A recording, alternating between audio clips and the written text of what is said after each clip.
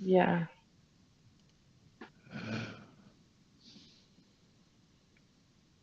And I can't seem to get this Hey, agreement there you are. Your working camera too works. I well. see you. I see you. Can't seem It's to you that's broken. for a reason. I don't know. You're the one that's broken, not your camera. Well, anywho,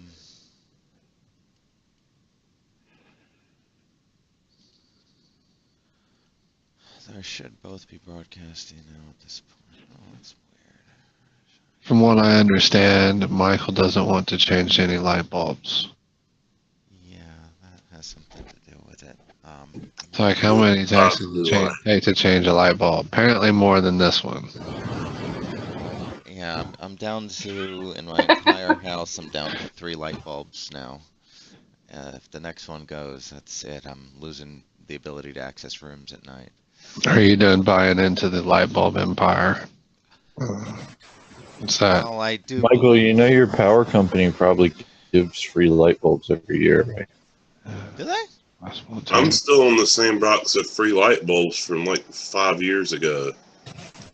Our power company gave us an entire box of LED light bulbs. That is not true. What do they give you? What does that say Yeah, for I you to got an sign up entire business Power with box them? of saving. the. They do That that. can't be Yeah. true. What? Those are public utilities. They can't do that. Let me see light bulb discounts. Light bulb freebies. How do I search for this? Light bulb Subsidies to do that. Anything light up to and bulbs. including ill on a hard time. And Too. Michael, So if all else fails, they still sell oil lamps in Walmart.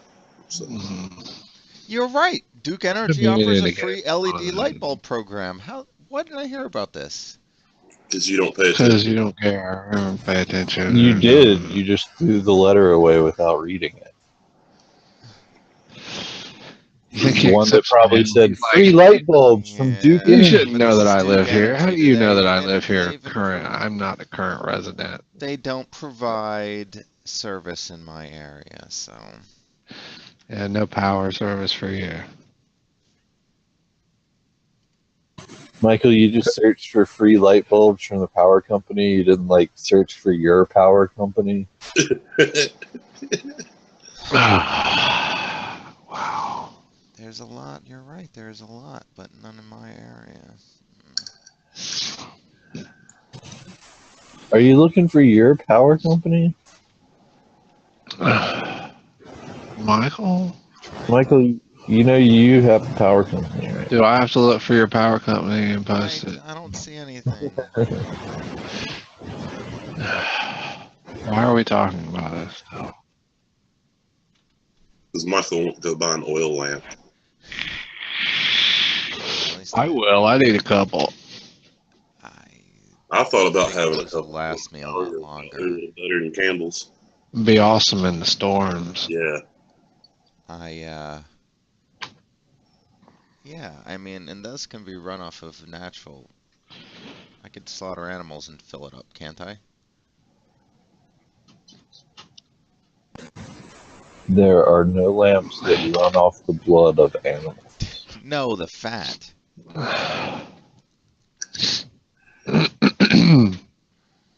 I think they use some more of a synthetic I oil. could I could have a liposuction clinic right next door.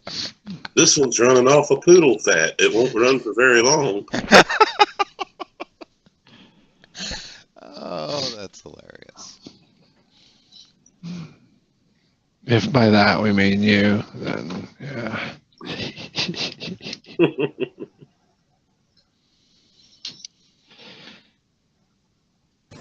So, Michael, are you gonna do the focus show on the topic we spent all day yesterday on?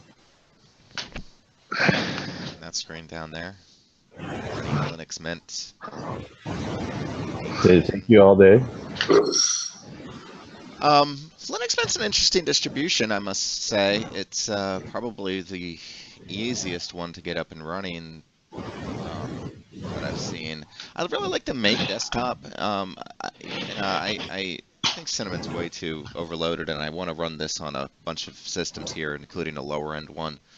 So I really was impressed by the minimal, and I've been introduced to Mate because Mate's a common one used on the SBCs. It's a relatively lightweight one, and it's also very familiar to people using earlier versions of Windows. Um, Now, it doesn't have out of the box, the Mate desktop doesn't have all the crazy Compass stuff and other compositing window stuff, turned on, but you can enable those if you want, and it certainly doesn't prevent you from accessing that type of functionality otherwise, through applications or websites that, use more advanced graphic stuff. But uh, the default apps are pretty reasonable. I'll say too. They you get the job done, but I do, coming from a Windows background, you're never going to be able to duplicate the applications exactly. So, I mean, the whole OneNote thing, I don't think I'm going to ever be able to get around without actually, running OneNote in a virtual machine. And I was pleased to find that it's seemingly VirtualBox is installed out the get-go with it. You can run Wine. Can run one. I haven't tried that yet. VirtualBox is installed out the get-go. It would appear when I was doing some updates, it updated VirtualBox. So I thought that was interesting. And the performance is very good. Although I kind of just thought it would be like instantaneous boot. It wasn't quite the instantaneous that I was looking for. So I'm gonna question what it's going to be like on the older system, but it's very snappy nonetheless. I just thought the boot times with an SSD would be next to zero, but it was non-zero, but it was still quick. Um, um, I also had another sidekick this weekend doing OpenSUSE. Okay, so I was really the Pwn 64, the two Pwn 64s that I've got. Those are driving me mad because like a last build of an OS for them that I was finding previously was in July of this year, and they weren't exactly builds that I would call ready for prime time in the sense they had big issues. There's no randomization of MAC addresses, no uh, no out-of-the-box graphic support in some cases. Just lots of missing functionality. Well, at any rate, it looks like the OpenSUSE team has apparently been working on um, a build for that architecture, and they have a specific build for the Pine 64s now that is dated from uh, October. So upon putting that on, I found to be what appears to be a completely functional distribution, which compared to the previous ones, I'm thrilled with, and now I can actually get something done with those boxes. I had stopped using them basically shortly after I had put on the distributions that I had that were available at the time, and that's when I realized that the development state was pretty lax. But the community seemed I didn't seem to hear any buzz about any of the recent developments with it, but I found out that there was an OpenSUSE team working specifically on it, and I found their downloads for anyone who's interested or may have a Pine 64 out there. I can get you that page. One moment, I have that open. So I believe I got it from here. Oh, I should probably open up another Hacks chat window so I don't screw up the other one. But again, I was extremely thrilled and happy and relieved in some ways to find that build, and it seems to work pretty well. Now it's SUSE. I got the SUSE or SUSE. I don't know. I forgot how it's officially pronounced, but that's a very well-known distribution and well respected in the community, and it's usually a more stable build too. So yay! Now I can start digging into that. But You call it SUSE? I think some people do. I don't know what the actual pronunciation is. SUSE. Well, that's remember all of our opinions here are those of the individual speaking. By the way, this is the Foolish Tech Show on Monday, our earlier time. Um, We're here primarily to support our products and services. You can join us on foolishtechshow.com or foolishit.com/live. Please join us into our, don't just watch the videos, please join our IRC chat. We love the feedback, and we're here for you guys in that chat, so feel free to interrupt. We have no reservations about stopping what we're currently talking about to discuss anything else with you. ReactOS, Glenn. Thank you for mentioning ReactOS. ReactOS is an interesting operating system, which is basically a, if I'm not mistaken, an Android build that also has a very strong desktop. Let's see. Is that correct? Or am I mistaken? And as a matter of fact, it's actually pronounced SUSE. Oh, thank you for that.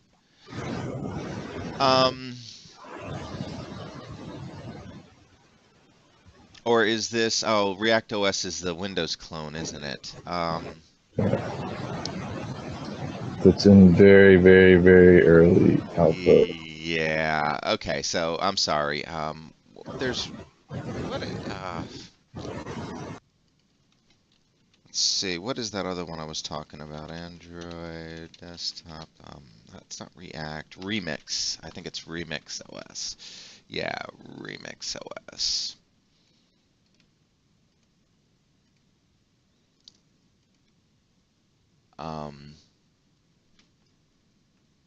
So basically, RemixOS is the one I was mentioning.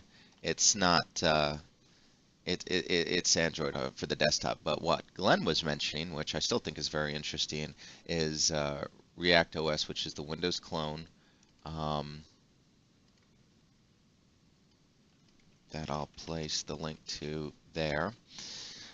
But at any rate, I was talking about primarily about Linux distributions as I wanted to test out. Microsoft has not made me the happiest camper with some of their recent releases, and so I wanted to see what the alternatives were. And I think Mint, and I understand why it is the number one, or seemingly the number one most popular distribution right now, is because it's probably the easiest to run on the widest range of computers, old or new. I don't like the focus on some modern distributions that sort of demand that you have, high-end video hardware to take advantage of even their default desktop installations. And they've gotten a bit bloated. I'm tired of downloading like 8 gigabyte images or 7 gigabyte images for my distributions. And, particularly as I focused on the single board computer, something a little bit more compact was desirable, and I find that the Mate desktop, or Mate, I don't know, I heard somebody pronounce it Mate. I think it's Mate, but whatever. That desktop is, to me, is great coming from a Windows user, traditional Windows user perspective. It's got a familiar start menu. It's got familiar, Windows title bar, things, maximize and minimize. It wouldn't be unfamiliar to most users. And it looks to be a little bit more well organized than Cinnamon. I just say that on the surface because I really didn't play around with Cinnamon. But more specifically, let me post a link to let's see where I actually downloaded Mint from. Where is it? Which I can't seem to find right now. Did I even post a link to Mint? There we go. linuxmint.com. So if you guys didn't catch it, there's a link to the Mint that I was talking about. So I'm not really clear on how I'm going to show it off right now. I do have it running over here in the background. It was great with all my hardware out of the box. Apparently, I may need to add some additional repos for some commercial packages, maybe for, unless it did it by default, I'm not really clear whether or not it installed the, I think I have an AMD graphics card in here. I wanted to see if it would allow me to install the binary driver. It did have that option during installation, so they're good. Right out the gate, you can get, support for playing back DVDs and MP3s and things like that, which is kind of good. It's usually an extra step you have to take on most of these systems, but a lot of them now allow you to kind of make that choice early on and get you that good out-of-box experience. What else? Why don't you set it up on a virtual system since you can't? Well, System. yeah, that would have been nice, but I didn't get that set up Well, you yet. can show the install of it and everything. Oh, okay. So yeah, I guess I could do that real quick. One second.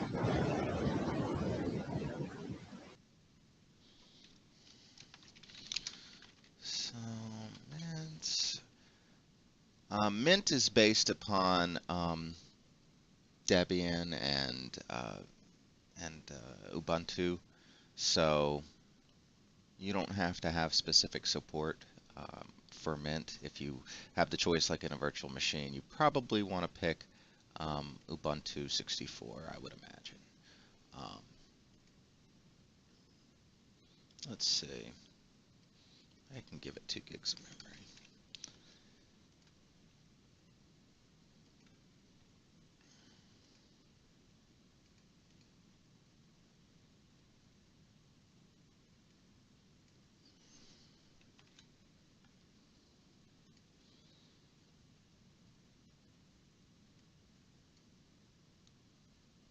Okay.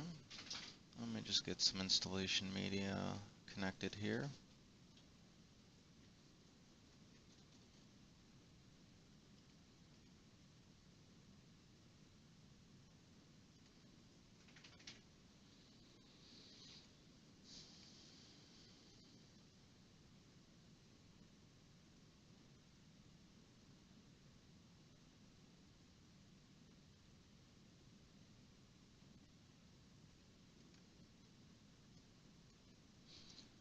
Okay, now scene.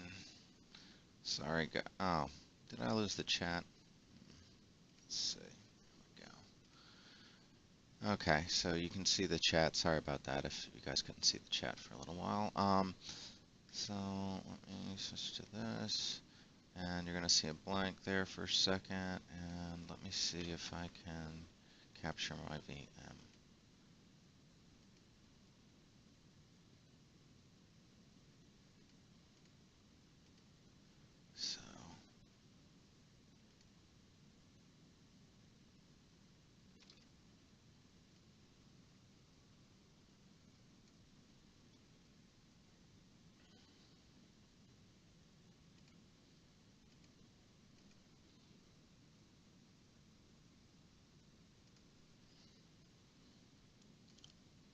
So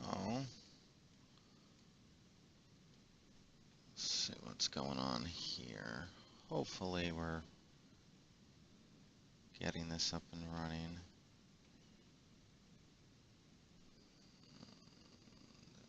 You know what I have to do?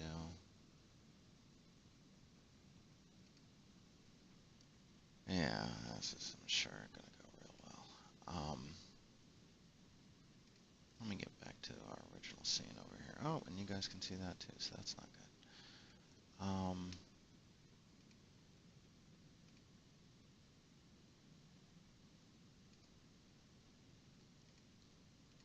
So I probably have to make some changes here. Let me see.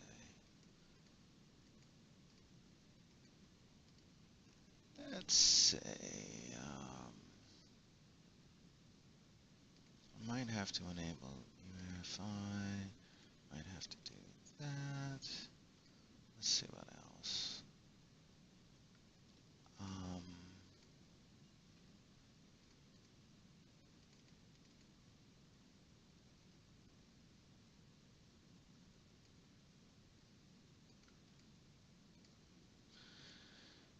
So,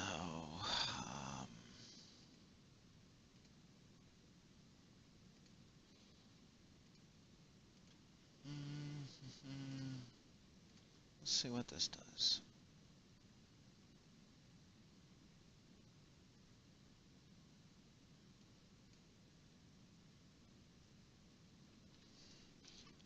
Okay, so scene 3. Yay, you can see it. All right, so I hope this doesn't look too crazy, but we're going to go ahead and say start minute. This is the installation of it. You can see it starting up.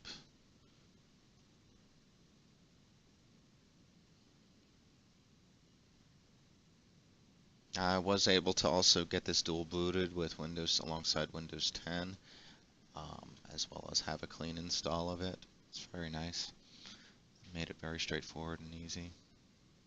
Haven't tried it in a virtual machine, folks, yet, so I have no idea what to expect here. May have some issues. I tried to get it working. If it doesn't, my apologies.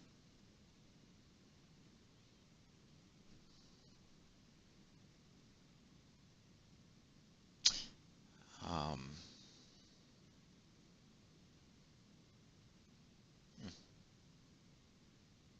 yeah, doesn't seem to be doing much. I'm not clear what's going on here.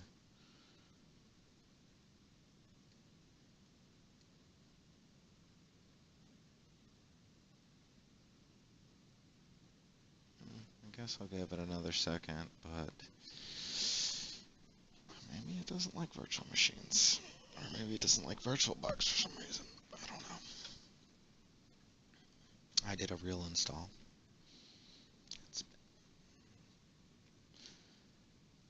I realized that even my old Blue Tower, which was basically my computer several generations ago from me having a desktop,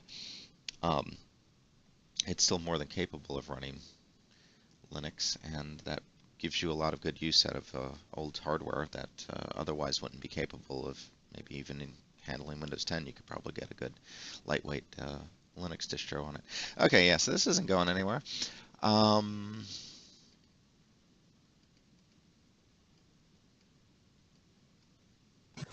Did you break a Mint install? It installed fine on my VM. What's that?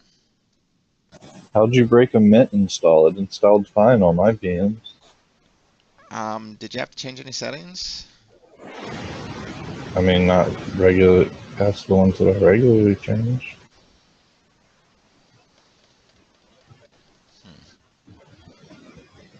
Well, Did it's you boot clearly. Live OS? I mean, that's a live image, but You said you picked the straight installer version. The Live OS well, the installer? installer is a live OS. It's so I should be getting what should have been happening is it should have showed me the actual desktop. I probably wouldn't have even had to have done an installation. Let me see what we're doing here. I'll try it one more time.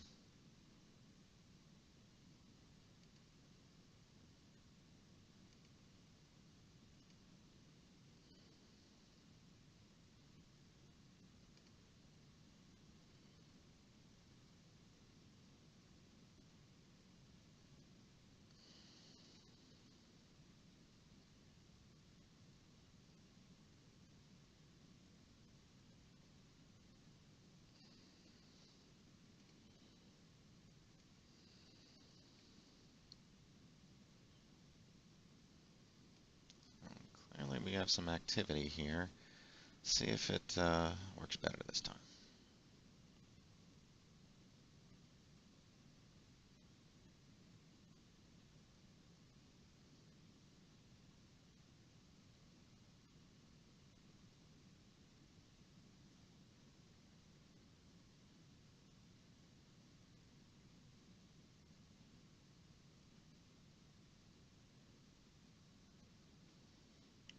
Yeah, see, this is the part this is what I don't quite understand because I'm not seeing in the VM. I'm not seeing, as you can probably see there in the feed, I am not seeing any disk activity or network activity or hard disk activity.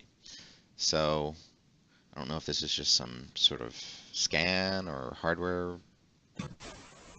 thing, but this is not what happened to me during the real installation. Johnny said, mm-hmm. Well, evinced by the fact that I have it running over here just fine in the corner. We can see that. All it looks like is a white screen. The fact that I'm typing in my password now and logging in, let's see. It just looks like a big white screen. You can't see this. Nope. Bring your monitor closer. Yeah, so you can see I'm moving a Mozilla window. And it looks like a big white screen. Yeah, you're just moving a big white screen. Pull your monitor closer. It's not like it's attached to anything. Okay, well I'm going to Just hold your monitor in front of the camera the whole time. I don't think I have a long enough cable on this. He's actually doing it. Can you see this? What did you say? Nothing. So, this. Oh. I don't know if that looks like mint. Well, I mean, that's showing off Firefox basically, but clearly it's not a Windows version of Firefox. Ah, this is heavy. All right, now show us around some of the default apps. Cramping up my arm. Wait, how do I get the mouse? I can't do this. This is not.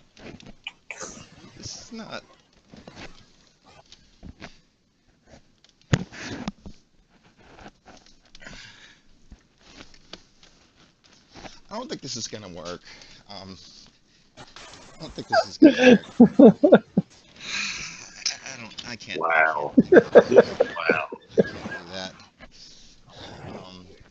I got my mouse cord tied up here in another. You don't got a wireless mouse on there? No, I don't. It would have all been easy if you had a wireless mouse. Yeah. He'll pick one up when he goes out for light bulbs. Anyway, it's a very fun desktop. I was again surprised at how easy it was for me to get up and running. Now, what I'd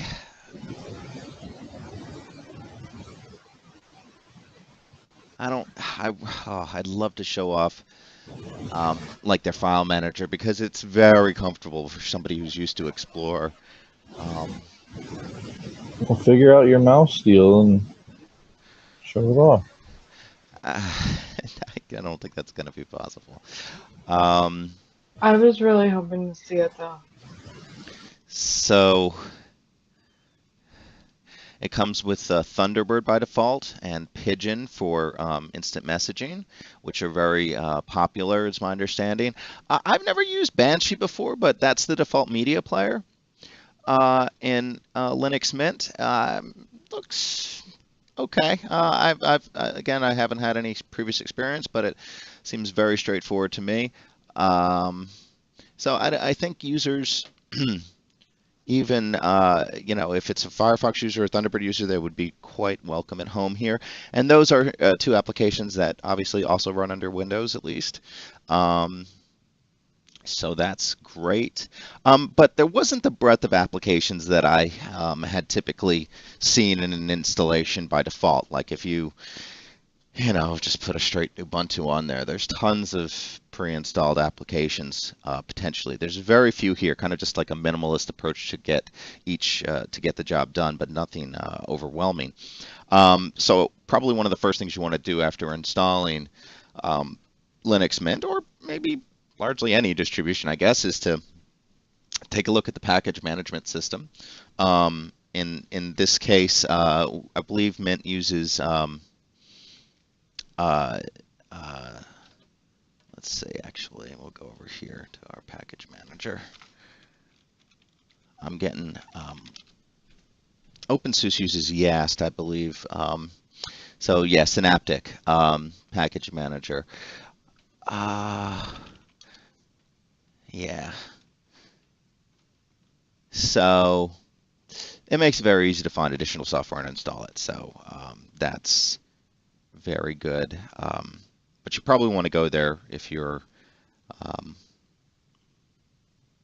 if you have a different preference to any of those built-in ones. But again, for simplicity's sake, I definitely don't think this is the expert or the veteran distribution choice. I'd probably pick something like Arch or Debian for those purposes. It seems those seem to be a lot more tailored to that. But there's nothing really preventing you from making any of those types of changes here. It's just kind of starting you off in a state that a lot of times those veteran Linux admins don't. They prefer to do it all themselves, or at least so I gather.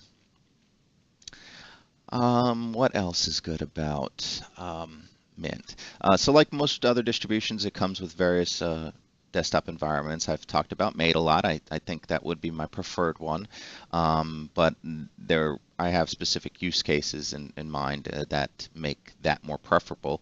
If you have a good graphics card, a much more modern system, built in the last 5-6 years or so, I'd say Cinnamon is a good one desktop environment to give a try. That's very modern in the sense it's got most of the window compositing features turned on, and it's beautiful, but it's a little bit heavy intensive. XFCE is another slimmed down one, probably even more slimmed down than Mate. What I like about the Mate in comparison, though, is Mate doesn't seem quite as minimal and is much more familiar to me coming from a Windows background. And then, of course, there's a KDE version as well.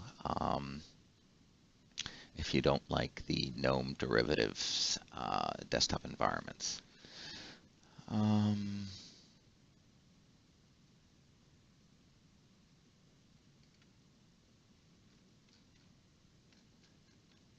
I haven't got around to it, but the Logical Volume Manager, I installed that during the installation in the hopes I could take advantage of snapshots for my OS, but I really haven't been able to explore that in great detail, but I hope to do that soon.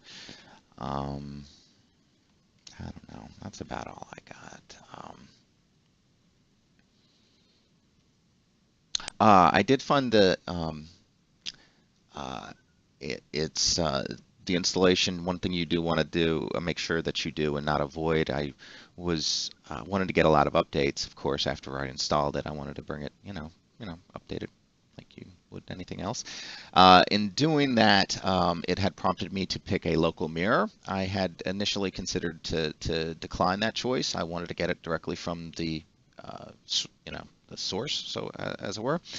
However, that turns out to be a bad idea. It's definitely that repo is not the fastest one in the world, and if you can pick a local repository, it's going to save you a tremendous amount of time performing those updates.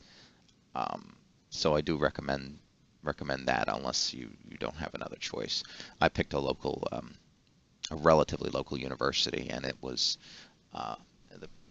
great. I mean, multiple megabytes a second at least, if not higher. But some of those other ones are a little bit congested and can sometimes have performance ratings to only fractions of that. So keep that in mind. But I like it. My initial impression has been great, and it's actually been more of a revelation to me about Mate, the desktop environment, rather than actual Mint itself, although I do respect that as well. But I'm a big fan of the lightweight Mate, especially I've used, like I said, I've used a couple of other lightweight ones like LX, what is it?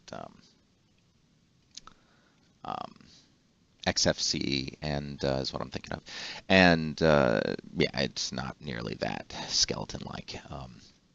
So Another thing I don't like about it is its code name for this release, Linux Mint 18, is Sarah, and I had a bad ex named Sarah, so. Um, Yes, a major influence on your OS decisions. well, I mean, it can be for some. It's like a knife stabbing in your eye whenever I see that. They could just take that off the end or not emphasize it so much, but they seem to want to throw that name out a large bit throughout. And I understand that they want to focus on a new release. They want to, when we talk about Android, you talk about, having Marshmallow or some, new release of it, and there's a lot of big hoo-ha going on, and I get that, but Sarah is just such a common, it's misconstrued, at least with the like Ubuntu names. They're using usually flora or fauna names that aren't widespread.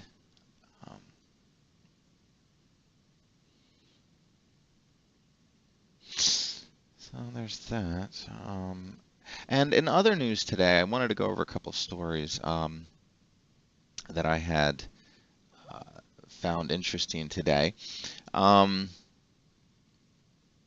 This is another case of the spat between Microsoft and antivirus vendors, but it looks like Microsoft is making some bold statements about their anniversary edition of Windows 10 being the most secure ever. And to support that, they've published a white paper on it, touting the new features that it should introduce, particularly those in Microsoft Edge and Windows Defender, of course. Now, I'm sure Kaspersky and others were going to come back against this and use it as evidence against them in the anti-competitive, antitrust case of the AV vendors brought on by Kaspersky, as we mentioned last week. So there's that.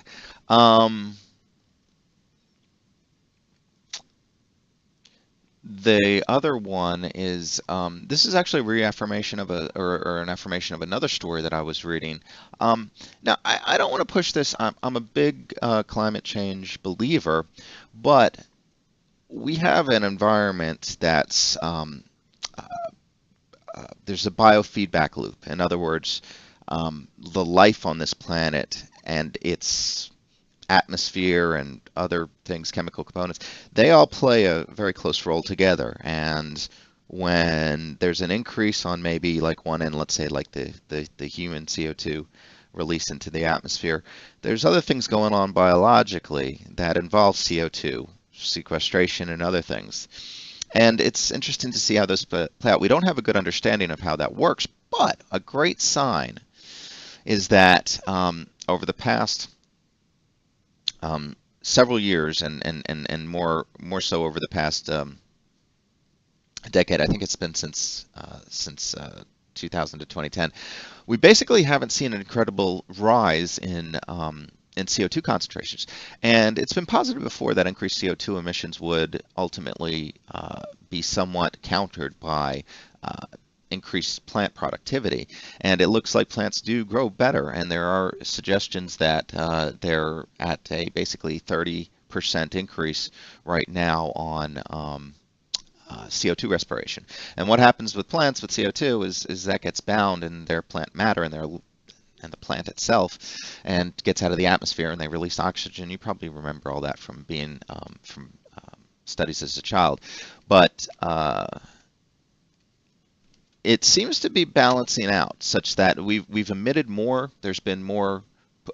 China's continuing to dump. They produce 30% of the world's CO2. They're continuing to dump more, but yet the amount in the atmosphere has not increased, or has been stagnant for several years now, for at least 3 years.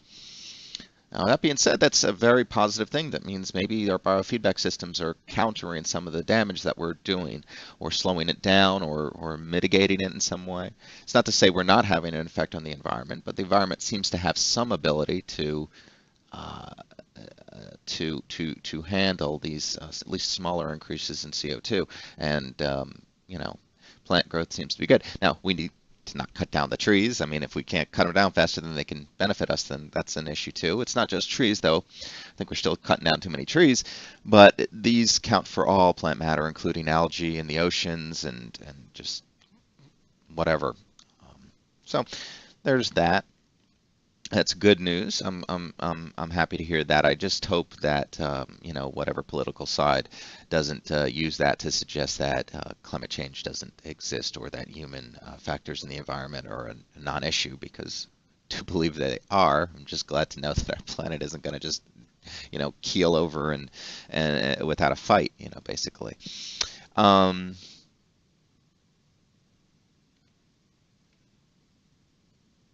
I thought this was cute, and it looks like in Las Vegas they're not just doing solar power, but they're using kinetic power with these tiles, so that even when you know, it's not a sunny day, I guess, as long as there's people walking around, which from what I understand Las Vegas has a lot of that, people walking around.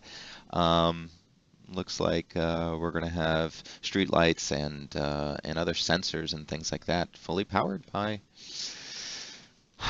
these kinetic tiles that they've got. So that's kind of neat. So I haven't read this story, but I really want to, and it sounds fascinating to me. Have you guys heard about it?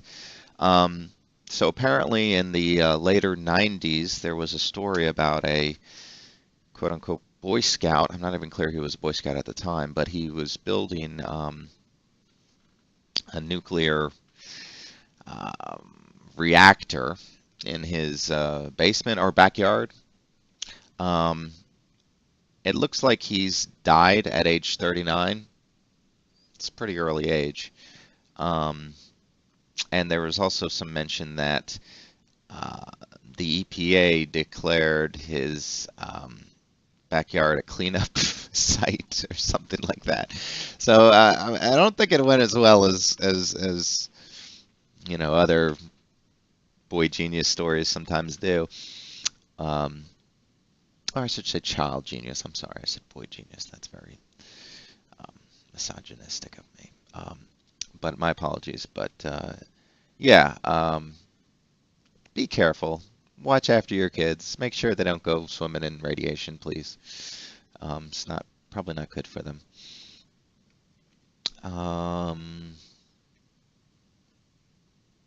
Oh, Johnny, Adult Friend Finder's been hacked. 412 million accounts released. I'm not sure how that's related to me. Well, I'm sure there are people that you know that use that service. You're always telling me There's about. all kinds of weird relations. I'm fairly certain that's a dating app. He does all kinds of I thought strange it's just to stuff. find for adults he to find just- friendships together. Sorry. Johnny, he just apologized because calling a boy or something was misogynistic. I have a feeling that there are all kinds of things in his head that are firing probably shouldn't be for things. So maybe he's just confused. Maybe there's no reason why he brought it.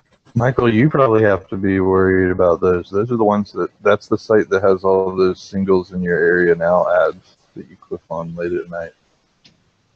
Fill out surveys for. Yeah, like you could be dating her, and then like a picture. Well, what was shocking to me was that there's 412 million users of these sites. I didn't realize these sites had gotten that popular. It's like Ashley Madison. It's not promoting cheating, though, is it? No, but It's promoting, you know what? Okay. Well, at any rate, they've been hacked, so if anybody out there happens to have an account there, it's probably... Like Johnny, right? Is that what? Well, I actually have 4 accounts. One's not enough. I want plenty of traffic. Oh. Johnny, you like the internet, friends. Here's a interesting... Yeah, apparently Johnny, you can't get any friends in your real life, so here's something for your internet life. Apparently this is in addition to the 62 million cams.com account hacks as well as penthouse.com. So, all right, so this is definitely more seedier. This is not just a dating site stuff. This is more. It's because just a dating site. Well, what? It's not seedy, so there's no reason why she would be into it. It's not a dating. It's not just a dating site. She would only be into just a dating site, right? That's the Yes. only reason why you would have to mention that. to Well, her. she's our social media head, so I figured she'd have her ear to the ground She's our about social media head. What does it have to do with wanting to be in a Well, dating? this is social media type stuff. Anyway, let's move on. I didn't realize that this was related. You know she's dating That's, currently, right? that's Michael's form of social media is online dating sites. No, that's why I I don't have know a anything about boyfriend, them. so therefore I don't need to look any further. But if He's by been chance awfully that quiet this whole time. changes, I will take your dating application advice. No, don't take any advice on those things from me. I don't even know what these sites are, let alone We know. what they do. So, oh, this is interesting for all of our Star Wars fans out there. It looks like they're gonna, and this was not the case with earlier ones. Earlier ones were shot in 35 millimeter, but they're gonna use 65 millimeter film to do Episode 9. It would appear. That being the case, that means that the like the 4K and even 8K are going to be very easy to make happen with 65 millimeter because of the large. It increases, the more information basically, which is great for higher resolution.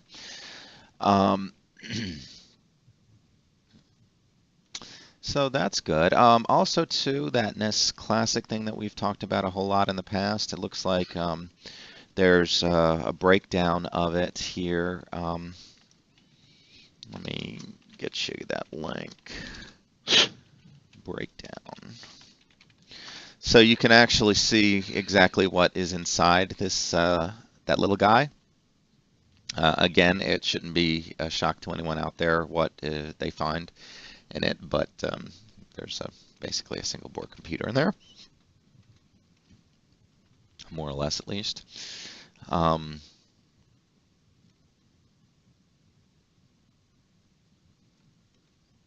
What else?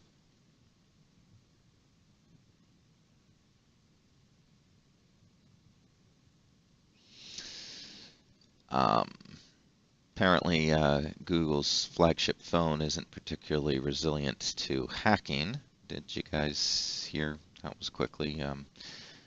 Apparently, in record time, well, I don't know about record time, but it was quote unquote owned in 60 seconds.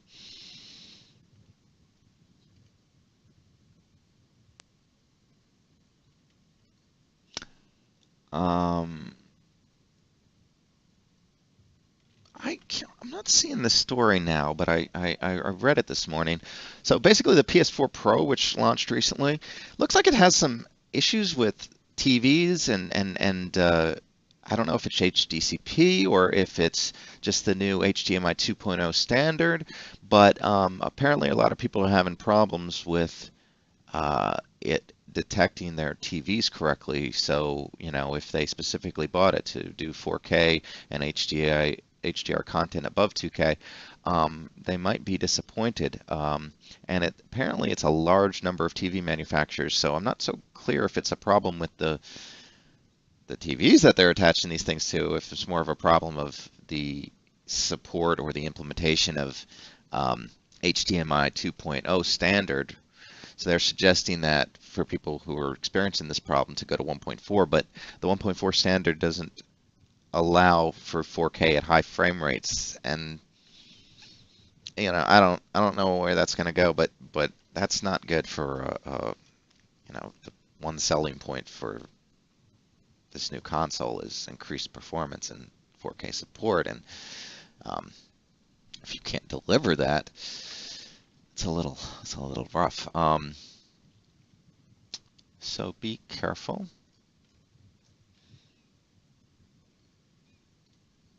And here's another link. It's not related to what I was just saying, but it's related to the PS4. It looks like there's also some complaints of some weird performance with it as well. Just be careful. This is one of the first times a mid console upgrade has been launched, midstream. In other words, it's not the next generation console; it's the same generation but with improved specs. And this is largely because of VR happening and the need for additional performance to handle those titles and 4K for that matter, and HDR. But they've never done this before as far as improving midstream, and there's obviously some issues with doing that, and looks like they're experiencing those now.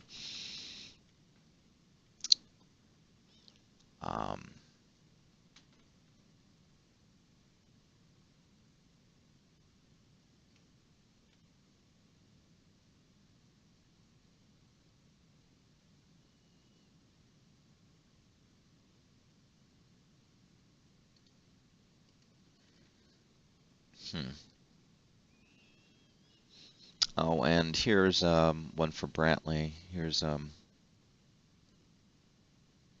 drone crash, I guess.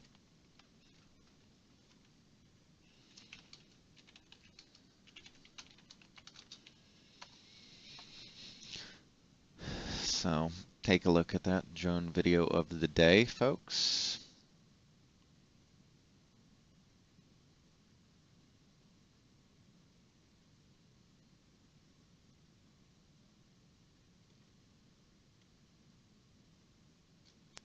Is that the GoPro falling out of the sky? Basically.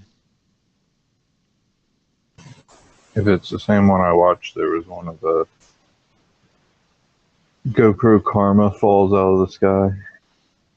I'm not sure if it's the same one, but listen, anytime. That's why it says GoPro Karma falls out of the sky. Is that what it says? The Okay. video. Well, then, yeah, I'm sure that it is.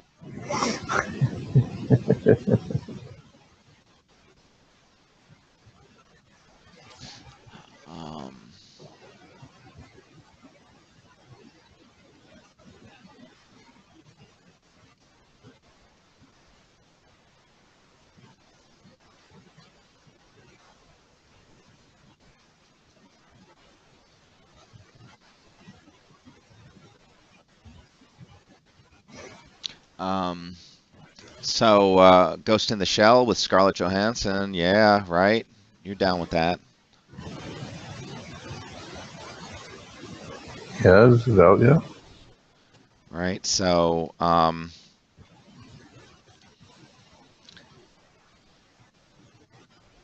there's the first trailer for it. I didn't realize this is the first American version of that franchise, correct? Yeah. The first whitewashed version. Speaking of that, Trump's made some appointments, but I won't go there. You just went there. I won't go there in detail. Let's see.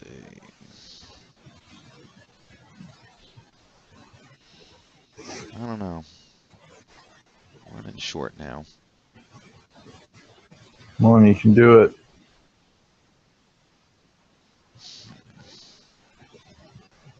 Oh, yeah. I believe it's tonight, right? The Supermoon? This is where the moon reaches its perigee, the closest point to Earth. So it's going to look particularly large hopefully, to today, I hope, I thought. Is it today? Did we miss it already? Facebook was telling me yesterday or the day before, so you might have missed it. And it was a full moon yesterday, I didn't realize. I may have missed it already, but yeah, wow, it looks like it's going to be 14%. It'll look to be 14% larger. And it'll be 30% brighter as well. My dogs were barking crazy last night. I don't know if this had anything to do with it. Yeah, they usually hate the size of the moon. Dogs hate the size of the moon. Is that what you said? Yeah, that's why they do blocking crazy like that. Well, that makes sense, I guess. That they thought something was coming towards them, possibly from the sky. I don't.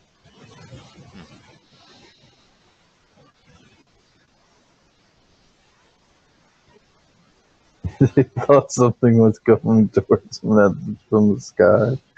Dogs look at the moon and think it's coming right at us.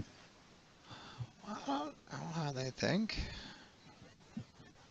I had to shoot it. It was coming right for us.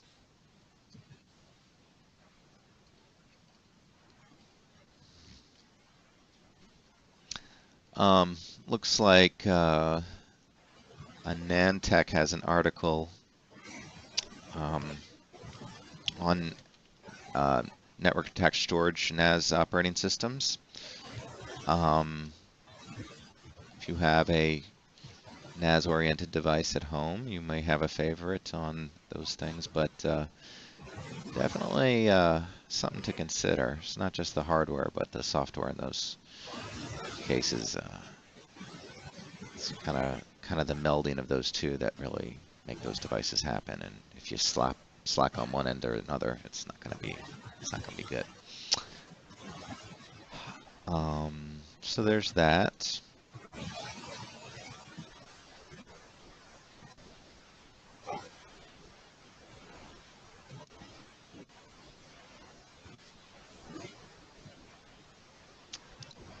If anybody has any recommendations on a keyboard, I'm looking for a new keyboard. Preferably thinking about a mechanical one. I've heard those are great. I've noticed my typos have been increasing the longer and longer I use this POS keyboard. And I mean that in the worst possible way, not the point of sale. Yeah, it's just a mess. I've not ever had a keyboard lose as many key tops or screening on the top as I have with this. I've got 8 keys that have practically completely lost their tops. I make a tremendous number of typos with it. Sorry to interrupt this Sucks. very fascinating story.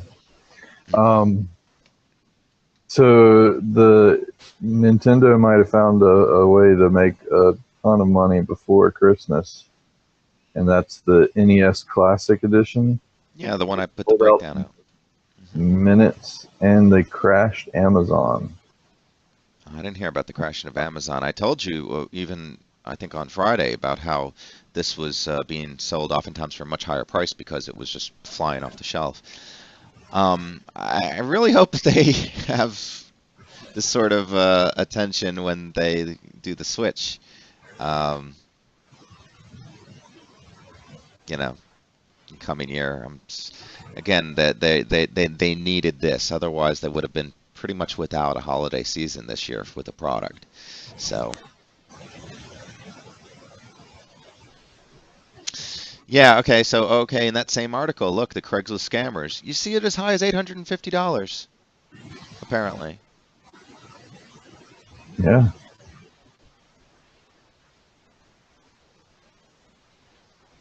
It's a good deal. Yeah, there's been some criticism of Nintendo itself. They should have done a little bit more market research and realized the demand for the product. Geez, because something sells out, they're doing a bad job. No, well, no, but for this readily and for there to be that many one's advertising prices, at minimum $200 and up to what I said, $850. I mean, that's just that. That's puts what happens when anything sells out. Even before it sells out, like if you have to go to Verizon to get a specific phone, there's going to be ones online that are 4 to 5 times the price. But they could also be better communicators as far as this. As they did make a statement out that they will be releasing these continually throughout the holiday season. So, consumers shouldn't feel the need to, this isn't the last one. These aren't the last ones, for instance, that are ever going to be made. That's not the way it is. You don't need to spend the $800. You could probably just wait a week and get another one. But if a week difference in acquiring the console is something that's a concern for you, then I guess pay what you want. But they should try to protect the consumers, and I think in this regard, it's better communication. And they honestly, if they made 10 switches on launch day, you'd probably criticize them. But I think it's kind of like this. They just had no idea what the demand was going to be, and they really didn't keep up with it. And they're probably backpedaling now and doing double time to try to deliver enough quantity. But it's great. They're having a popular product is certainly something every company wants. Indeed. Well, we've reached our hour limit somehow, so I'll go ahead and wrap her up. Okay, well, thanks for listening to me, and bye, internets. Wow, that was incredibly joyful. Hi, internets. Bye, internets. Join us next time. We'll be back here tomorrow at 10 a.m., I believe, and we'll pick it up then. Thanks, folks. Join us at foolishit.com/live or Foolish Tech Show. We'll catch you next time.